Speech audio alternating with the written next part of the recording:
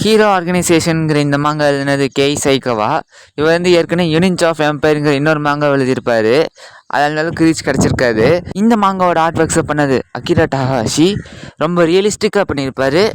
இதோட ஸ்டோரிங்கிறது ஃபியூச்சரிஸ்டிக் வேர்ல்டில் எனக்கு ஒரு மெக்ஸ் சம்மந்தப்பட்ட ஸ்டோரி லைன். இந்த வேர்ல்டில் ஸ்டார் பீஸ்ட்டுங்கிற இந்த கிரியேச்சர்ஸ் வந்து ஏர்த்தை அடிக்கடி அட்டாக் பண்ணுறாங்க.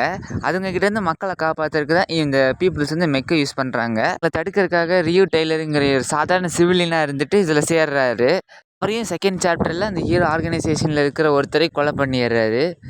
அவர் எதுக்காக கொலை பண்ணாங்க, யார் கொலை பண்ணாங்கிறத கண்டுபிடிக்கிறதுக்காக அவங்களோட மகனான லியோ டெய்லர் வந்து இந்த ஆர்கனைசேஷனுக்குள்ளே வராரு.